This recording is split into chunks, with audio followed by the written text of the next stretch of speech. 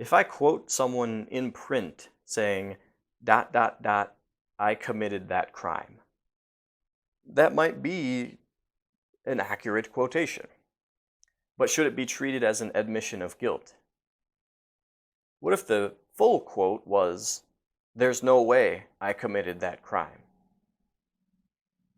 As we enter into the final third of this series on alleged Bible contradictions, you maybe have seen that context is everything. If it seems a little bit repetitive sometimes, that's because the critics make the same mistakes in their attempts to malign the Bible.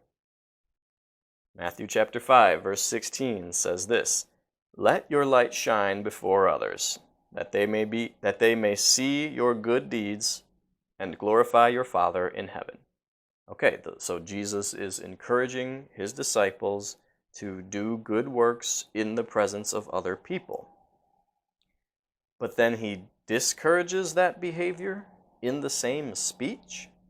Matthew 6:1, "Be careful not to practice your righteousness in front of others to be seen by them.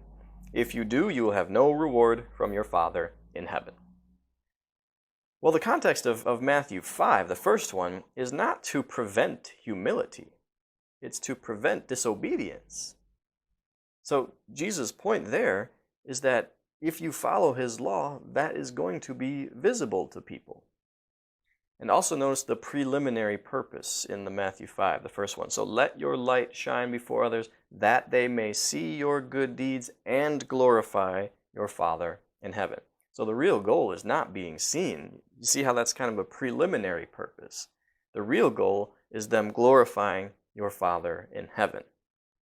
What Jesus says not to do is have it be your goal to be seen. So that's the Matthew chapter 6. To be seen. Be careful not to practice your righteousness in front of others to be seen by them. So that last phrase, to be seen by them, could be a result clause or it could be a purpose clause. A result clause would be, don't practice your righteousness such that anyone sees you, with the result that anyone sees you. That would be a result clause, and then you would say, that maybe sounds like a contradiction. That's not what the Greek says. So in English, sometimes that distinction is a little bit blurred, purpose and result. We can't always tell the difference. Context usually tells, but grammatically, you can't always tell. In Greek, the grammar itself dictates whether you have a purpose clause or a result clause. And in this case, Matthew 6:1, definitely a purpose clause. So Jesus is saying, don't practice your righteousness with the purpose of being seen. Do let your light shine with the purpose of people glorifying your Father in heaven. I'm Pastor Clinton. God bless your efforts to learn from His truth.